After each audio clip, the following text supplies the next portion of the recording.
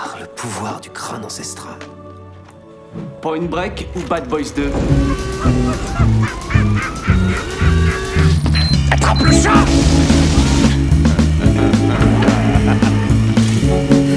Et cette fois, John Wayne ne s'éloignera pas dans le soleil couchant avec Grayskull. C'est Gary Cooper, connard.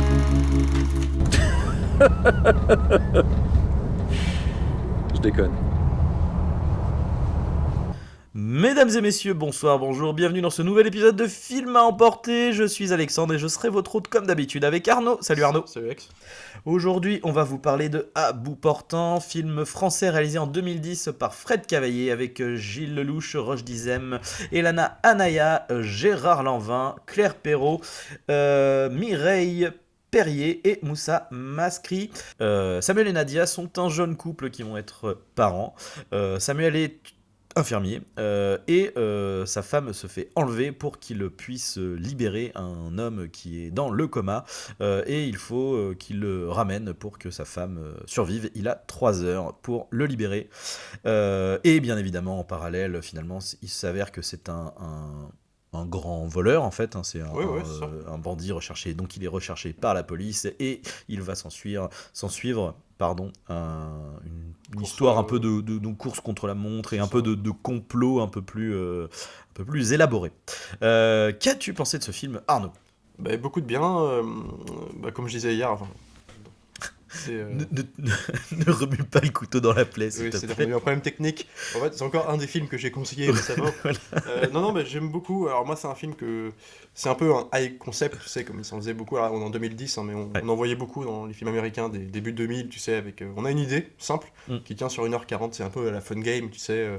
tout ce qui est truc post 24 heures chrono, tu sais, où en fait c'est un peu course contre la montre, une espèce d'action en direct et échelonnée sur 1h40 de temps, donc le temps du film, qui est un peu moins d'ailleurs, je pense qu'il dure 1h25, 1h30, Ouais, 1h30 quand même, ouais. Et j'aime beaucoup Fred Cavaillé, enfin j'ai pas tout vu de lui, parce qu'il doit être à son 5 ou 6ème film aujourd'hui, ouais. J'en ai vu 3, notamment son précédent Pour elle qui était super et qui avait bénéficié en plus d'un remake américain réalisé je crois par Paul Haggis, alors c'est intéressant, on en reparlera plus tard. Donc avec dans le rôle titre de Vincent Lindon à l'époque, c'était Russell Crowe qui reprenait son rôle, donc c'était quand même une grosse distribution quoi.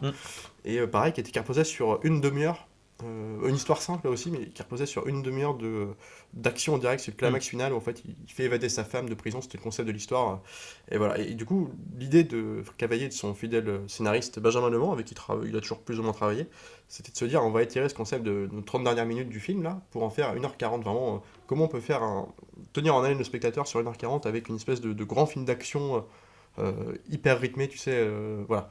Et en fait du coup ils ont trouvé ce concept-là. Moi, je trouve qu'il marche d'autant plus qu'il est porté par une distribution qui est plutôt excellente. Hein. Moi, j'aime pas forcément d'habitude. Enfin, j'aime bien, sans idolâtrer un mec comme Gilles Lelouch. Je trouve que il a quand même le physique de Monsieur Tout le Monde. On le disait précédemment. Puis je trouve que dans ce film, il est plutôt bien utilisé. C'est-à-dire que on parle d'un mec un peu infirmier, mais en fait qui a une personnalité un peu, comment dire, attachante, avec sa femme d'autant plus, qui est très sympathique, protecteur, très sympathique, mais le mec d'à côté un peu à l'image de son boulot, qui déconne avec les collègues, que tu imagines, qui a pas le charisme d'un mec qu'on imagine dans un truc d'actionneur, tu sais. Alors non, mais en même temps ce qui est intéressant c'est que comme les personnages sont bien caractérisés dans la mise en scène, etc., tout de suite on te montre que c'est quand même un mec d'action, débrouillard qui dans l'urgence va, à un moment donné justement, la tentative de meurtre sur le personnage de Roche Dizem, il est tout de capable suite d'intervenir, quoi. Voilà, tout de suite il intervient, merde il a plus de respirateur, tac tac tac, il prend les trucs, le truc a été découpé, c'est pas grave, je vais prendre quelque chose, je vais le sauver tout de suite quoi.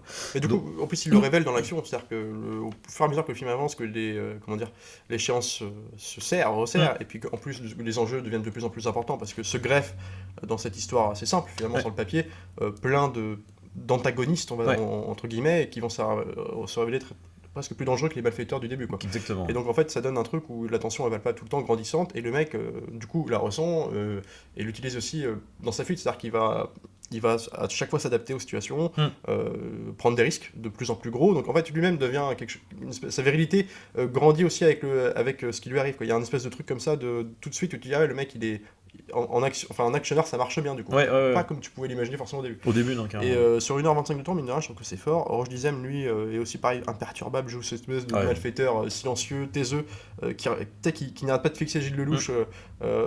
Tu t'imagines qu'il peaufine son plan dans sa tête de comment il va s'en déguerpir. Et en fait, je trouve que c'est plutôt intéressant. Les personnages sont plutôt attachants, tracés en 2 coups de crayon, mais du coup, dans le montage, rendu hyper efficace, quoi. Et donc voilà, je trouve que c'est un exemple de film, de petit thriller, voilà, bien vénère. Mais c'est l'intérêt de ce genre de film en fait, avec le concept de base qui est très simple, et du coup de s'être, parce que je pense que c'était une volonté quoi, de vouloir faire 1h30, pas plus. Ah ouais, bon, Et du coup ça pousse en fait à avoir une simplicité, une efficacité dans la caractérisation des personnages. Et du coup tous les personnages sont, je trouve, bien caractérisés. On avait juste un bémol avec une des méchantes, Oui. qui est peut-être un peu trop tarée, on va dire. Michael Mais Myers, quoi. en même temps, je trouve que ça fait quand même partie de son trait. Tu sais, t'as souvent ça dans tous les films. T'as Oui, toujours un mec dans l'équipe qui est un grand malade, même Menteur, pour les ouais. autres méchants, ils sont en mode genre, ouais, non, mais en fait, tu vas trop loin, meuf, calme-toi, quoi. L'exemple que j'ai, c'est dans Otage, tu vois, Ben Foster. Ouais, et c'est exactement ce que Ben je Foster, pensais. Ouais. Exactement. Bah, Et, oui. et du coup, adoubé à ça que. Clairement, on a quand même des gueules quoi, dans les acteurs et actrices français. Et là, dans ce film-là, je trouve qu'ils sont tous hyper charismatiques. Notamment, mon préféré, moi, c'est toujours c'est Gérard Lanvin. Bah, Gérard Lanvin, ouais. Il n'apparaît pas beaucoup, mais... Mais même, tu vois, moins connu, du coup, Mireille Perrier qui fait la Ouais. commandante, je trouve qu'elle marche super bien, quoi. Elle, en leaduse, tu vois, de son équipe. Enfin, je trouve, et c'est même frustrant Elle a un petit qu'il y a côté, un twist où elle se fait dégager, quoi. Mais Elle a un petit côté Elisabeth Lévy, moi, je trouve. Mais... ouais, mais non, mais oui, en enfin, femme, tu en vois, tout cas, je trouve qu'elle, caractère, tu vois. ouais, c'est ça, en femme de caractère, elle fonctionne super bien. Mais alors, c'est marrant, parce que Mireille Perrier, justement, c'était... C'était pas très gentil. non, non, mais c'était pas... Enfin, c'était plus pour le côté... Oui, qui a une. dans Oui, l'imagerie, oui, tu vois. oui, Mais Mireille Perrier, c'était marrant, c'était une actrice déjà depuis longtemps, et que Fred Cavaillé avait conduit sur un de ses tournages dans les années 90, avant qu'il soit ne serait-ce que technicien Ouais. au cinéma, quoi. Donc c'était intéressant, c'est marrant l'anecdote du coup. Ouais. Mais oui, complètement. Ouais. Et puis, alors, effectivement, tu parlais de la flic, de la salle un peu, ouais, qui est border, plus, sans que ça nous dérange. Non, ça fait partie Vraiment.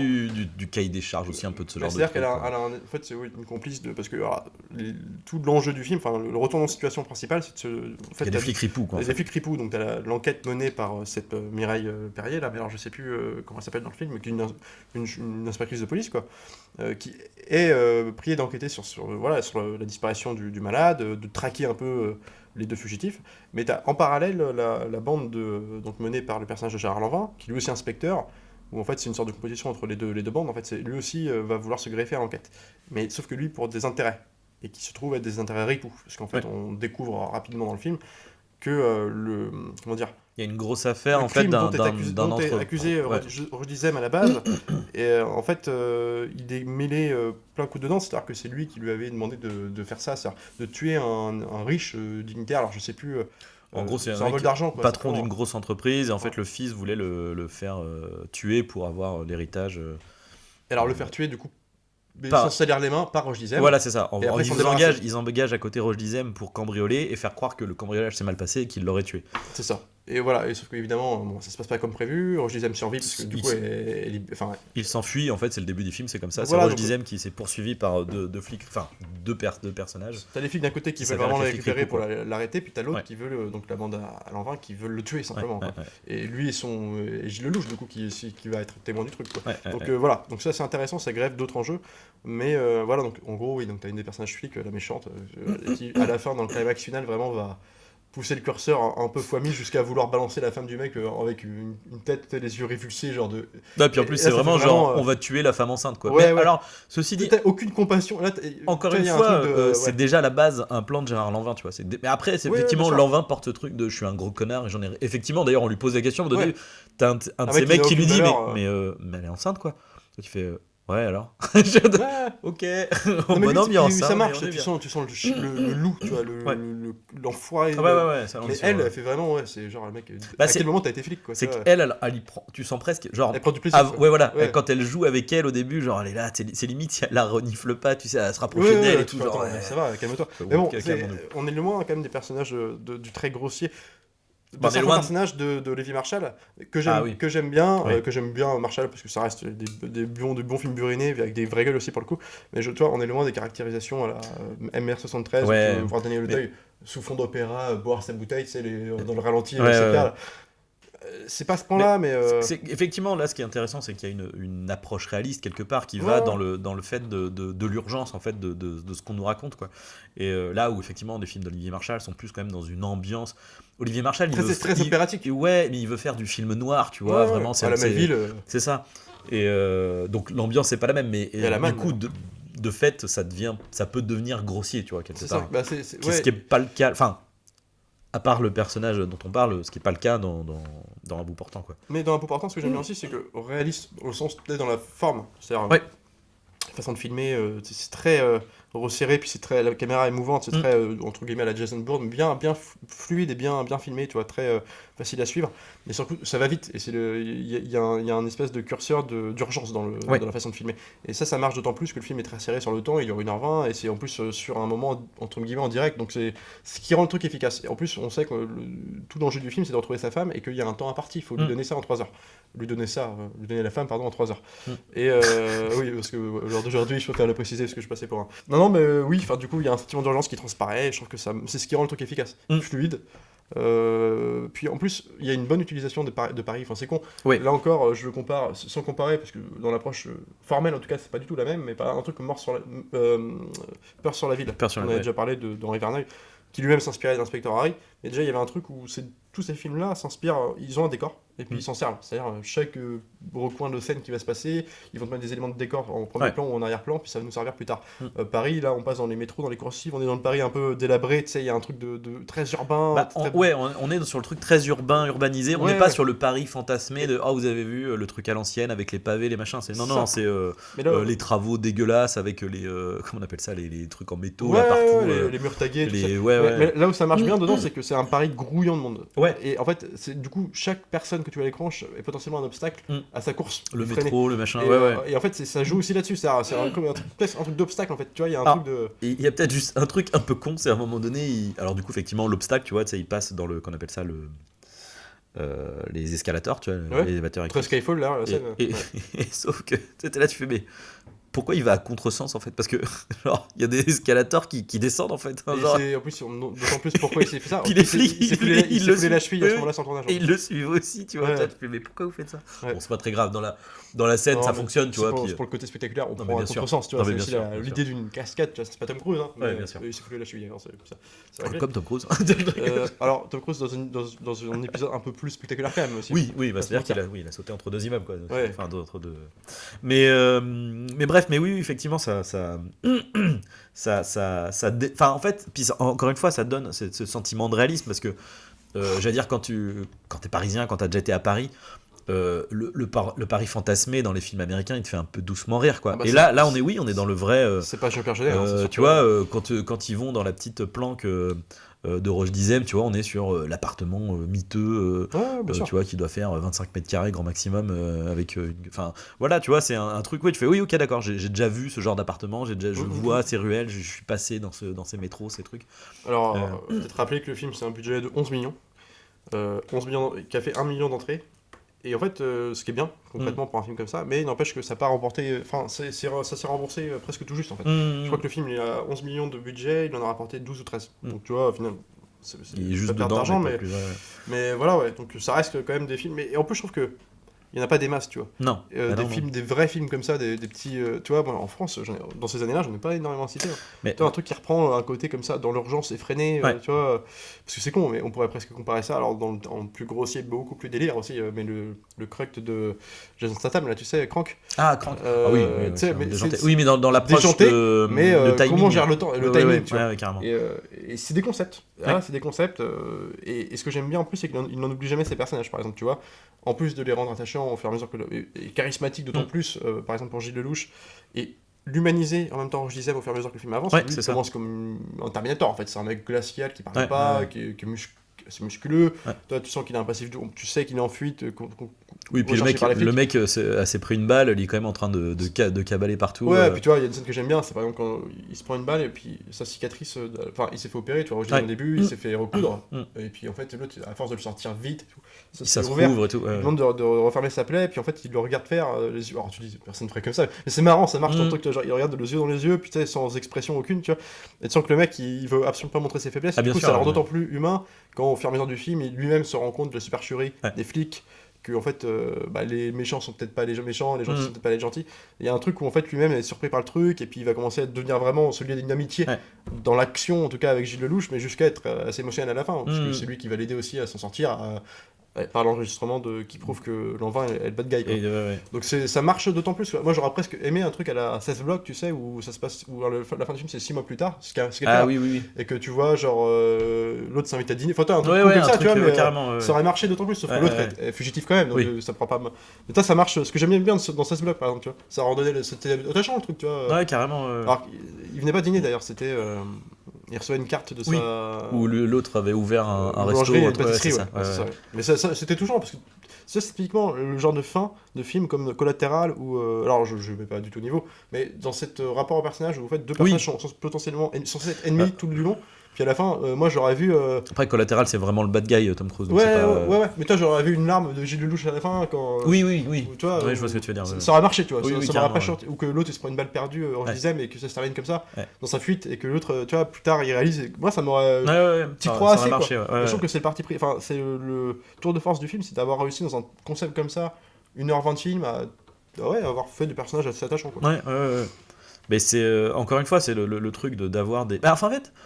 Ce qui est cool, c'est que le postulat de base est très simple, mais il y a quand même en fait une certaine complexité qui se rajoute au scénario avec les retournements de situation, etc. Et malgré ça, du coup, les personnages sont suffisamment bien exploités, quoi. Bien tracé, coup de crayon.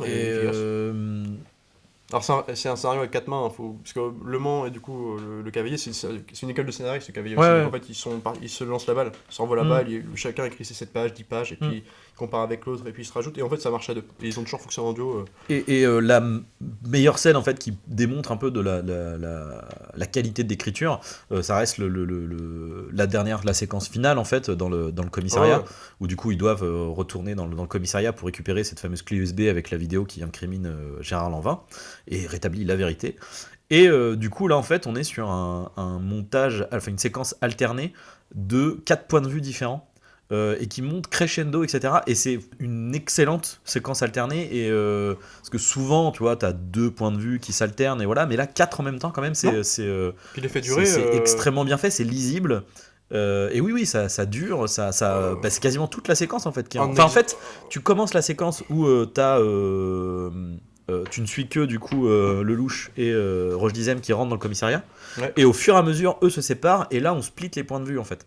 Et ça monte crescendo jusqu'à refaire rejoindre tous les points de vue au bout d'un moment. En plus, ce qui est bien, c'est qu'ils sont tous reliés dans le sens où en fait dans les actions de chacun, dans chaque partie de ce mouvement, de ce montage en parallèle, chaque protagoniste que tu vas suivre à ce moment-là, entrecoupé par la scène de l'autre, ont un but en commun, c'est de retrouver les autres. En fait, ou de contrecarrer l'autre dans son action. En fait, donc tous les personnages sont en plus liés, c'est pas un truc qui est en parallèle, tu vois.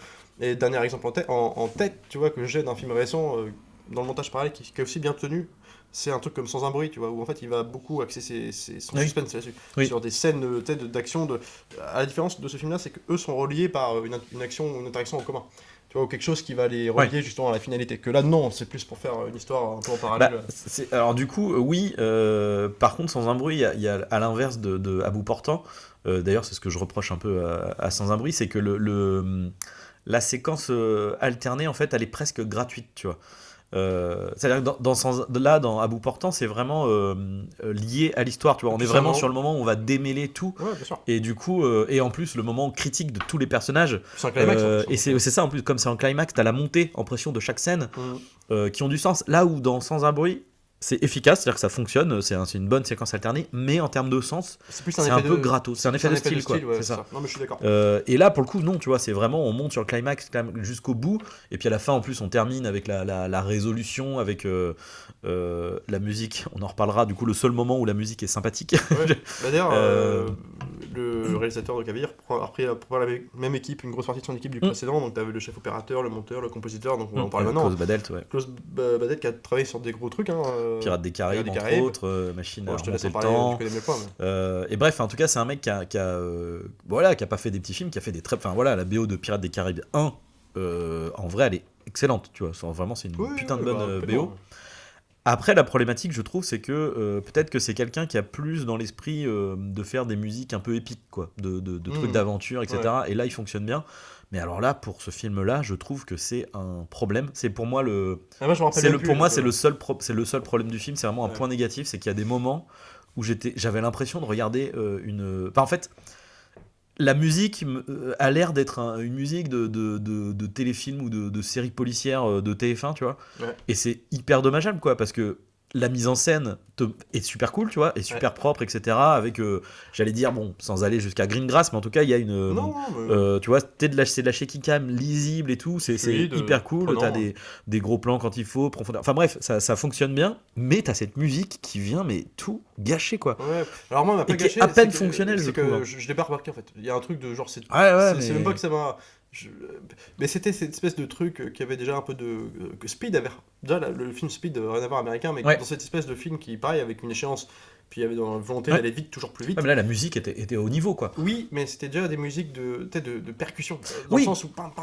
Oui, mais ça partait. Que ce film-là reprend ça sans en faire un thème en plus. Donc, mais c'est ça. Ça fait un truc. C'est exactement ça. C'est complètement aléatoire. Il n'y a pas de thème, et quand il y a une mélodie qui arrive, je suis désolé, c'est crado, quoi. Alors je sais bien que là, il n'y a pas le budget de Pirates des Caraïbes pour faire une musique orchestrale, c'est pas le problème. Mais t'as des bonnes musiques qui sont en fait numériques, qui sont propres en fait.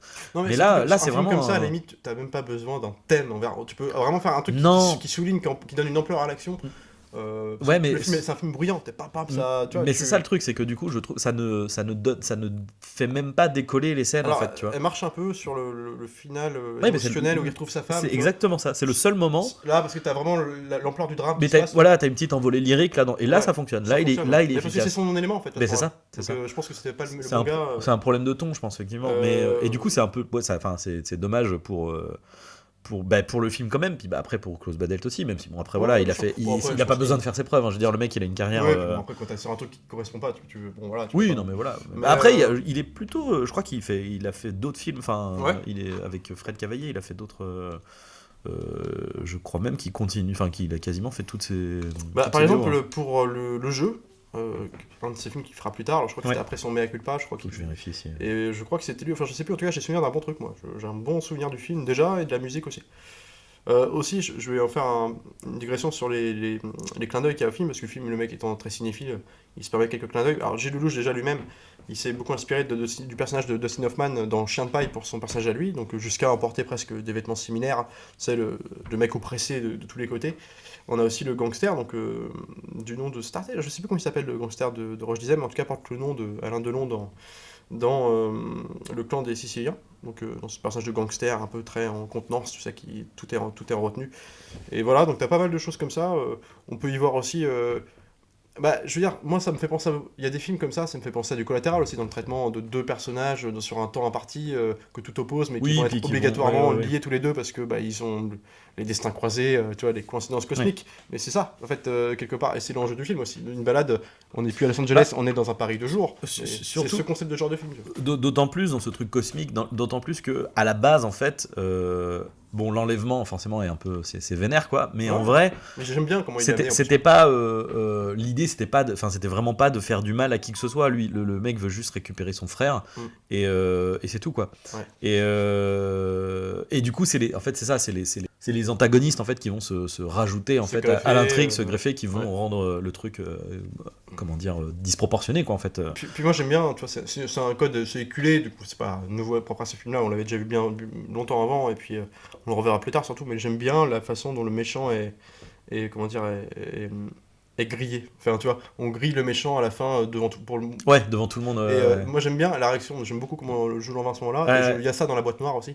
Le final où en fait on comprend que c'est l'entreprise elle-même qui est en charge, qui est responsable de l'accident, et en fait j'aime bien cette façon de montrer, tu vois. On le montre devant tout le monde et l'autre est en mode genre ok, moi, et le mec est baisé. Puis là j'aime beaucoup ce qu'ils font durer cette scène-là. Et puis vraiment durer presque. T'as pas besoin de faire du retard, mais juste. Et j'aime beaucoup l'envin qui est piégé quoi.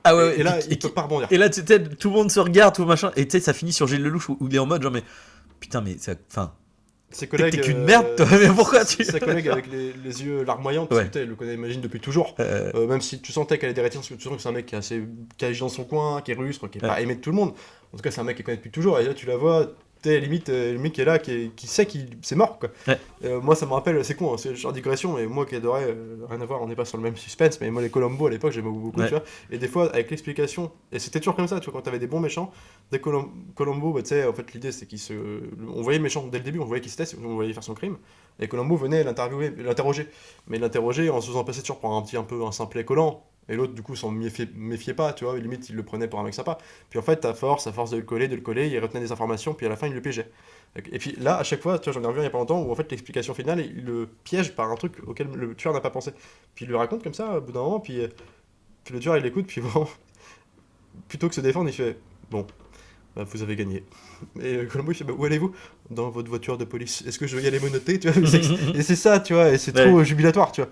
Et ça marche de fort. Et du coup, puis lui, en plus, un mec comme Lanvin qui joue le mec dur à cuire fort, du début jusqu'à la fin, là, le voir un peu... Ce qui est intéressant, c'est que lui, vaciller, jusqu'à la fin, il a l'impression d'être en contrôle, en fait. Ouais. Sauf à la toute fin, où vraiment, quand il commence à se rendre compte que... Oh, attends, c'est quoi ce bordel, là? Ouais, puis, Et d'ailleurs, j'aime beaucoup le plan de Roche Dizem d'aller voir tous ses contacts de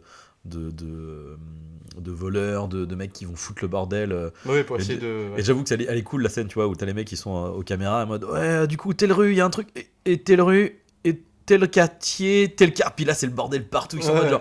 Puis là, t'as des gens qui viennent de partout dans le commissariat. L'autre, il ouvre la porte. Qu'est-ce que c'est que ce bordel et tout. Et puis dans la portée symbolique aussi de cette scène dans le commissariat, c'est que le commissariat est un lieu qui est censé te protéger. Justement, en fait, limite, tout devrait se terminer là. Et tout va se terminer là, mais pas dans la façon dont on l'imagine.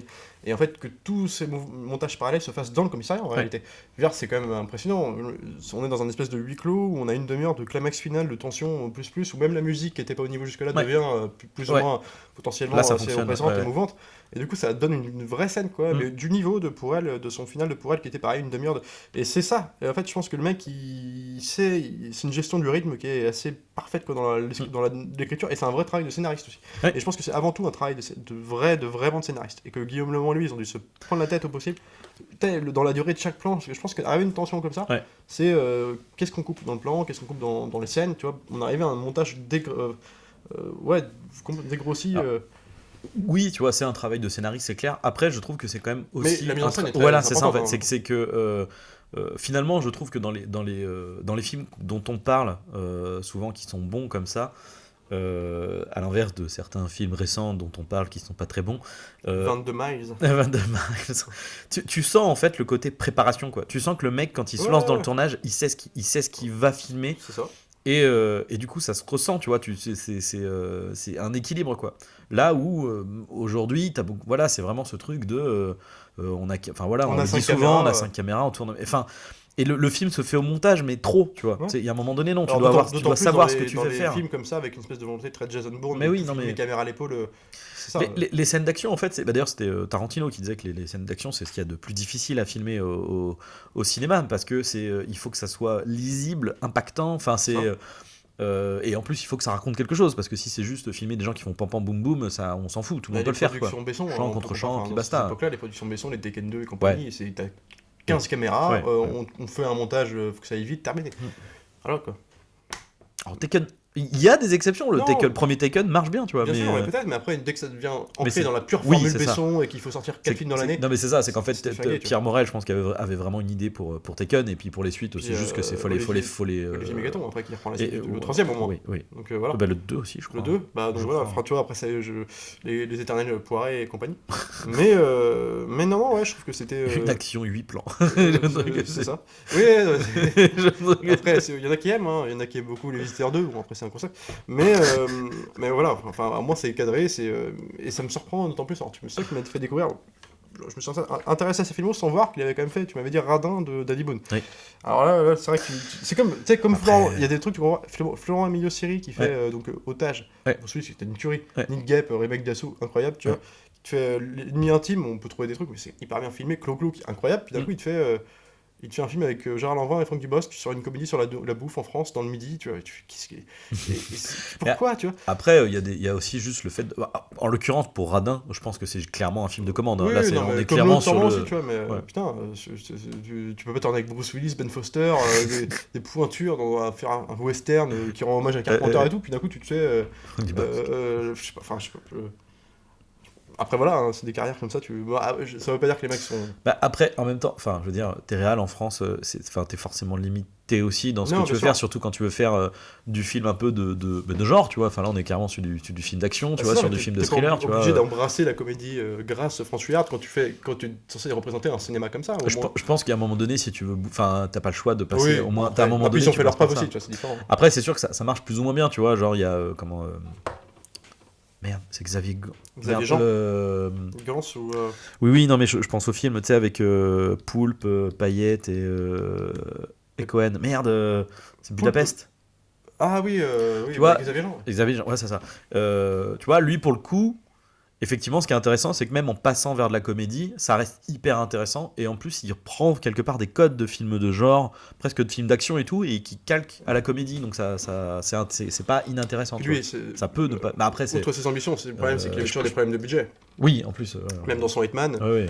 Même il a fait un film que j'ai pas vu sur une île avec des créatures, une espèce de survival aventure là. Je sais pas ce que ça vaut, mais Frontier était. Après, je pense qu'il a pas le talent d'un mec comme Aja, tu vois. Non, comme ça, c'est clairement pas un même. Mais voilà. Bon, mais il a quand même un sens de la mise en scène qui est intéressant. Mais par contre, ce que je veux dire, c'est que après la différence, tu vois, quand je dis ça, c'est que je pense que tourner sur une production avec Manu Payette et Jonathan Cohen et un film avec Franck enfin tu vois, c'est pas le même niveau de star système comique, tu vois. C'est sûr. Et je pense qu'il avait aussi t'as plus de liberté avec ces mecs là qu'avec Dubosc et avec Dubosc qui est voilà. Non mais bien sûr, oui. Non, mais après en plus ça veut pas dire que c'est mal branlé, hein, c'est juste. Non. Mais... C'est le concept, mais bon. Enfin voilà, en tout cas voilà, moi le film c'est à conseiller. Hein, À bout portant, oui, regardez-le si vous ne l'avez pas vu, si vous aimez. Parce qu'il y a ça aussi en fait dans le cinéma de genre français, c'est que les gens qui aiment le cinéma de genre plutôt américain en fait vont tout de suite être rebutés par ces trucs-là. Il y a un truc, une distance tout de suite. Alors qu'en fait, enfin là vraiment, allez-y quoi. Enfin, ouais, parce c'est que vraiment. là, en tant que tel, tu remplaces ces comédiens, mais vraiment le film est fait exactement de la même façon. Tu pars deux comédiens américains, tu crois vraiment. Mais tu remplis, ça revient. Ça reste un bon petit thriller américain. Carrément. Enfin, c'est vraiment un film d'action. Mais c'est ça en fait. Et c'est vrai que c'est dommage en fait de caler ce truc. Enfin, alors que là il y a même. Alors oui, un autre truc qu'on n'a pas dit. On nous a pas habitués à des grands films aussi. Je comprends. C'est sûr, mais tu vois, on disait bons acteurs et tout. Il y a aussi une bonne direction d'acteur en fait quoi. Et c'est vrai que je pense que c'est un truc qu'on a un peu enfin moi souvent j'ai l'impression avec certains films français qui se veulent très sérieux ou se faire à l'américaine, c'est que derrière au niveau de la direction d'acteur ça suit pas en fait. Toujours, ouais. Mais là vraiment ils sont efficaces. Et c'est de l'efficacité. Après il y a aussi le truc de c'est pas trop verbeux. Alors il y a une scène pour être honnête que je trouve trop didactique, mais bon dans l'urgence du truc, je le comprends quoi. Mais sinon non vraiment on est sur c'est pas trop verbeux quoi. C'est du personnage visuel. C'est ça. Voilà, c'est ça qui avance par son image plus que par les dialogues. Quoi. Exactement. Donc on vous conseille ce film. Bien sûr, continuez à regarder des films, aller au cinéma, sur les plateformes, peu importe. C'est important. On va vous parler de sa suite spirituelle.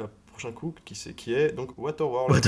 La suite spirituelle bien sûr. Voilà. La suite spirituelle d'À bout portant. Si Gilles Lelouch avait d'ailleurs il était pressenti pour jouer le rôle de Kevin Costner, il faut le dire. Non pas du tout. Mais bon du coup on se retrouve la prochaine fois pour Waterworld. Sur ce, continuez de regarder les films, c'est important. Salut à tous et salut Arnaud. Salut Alex.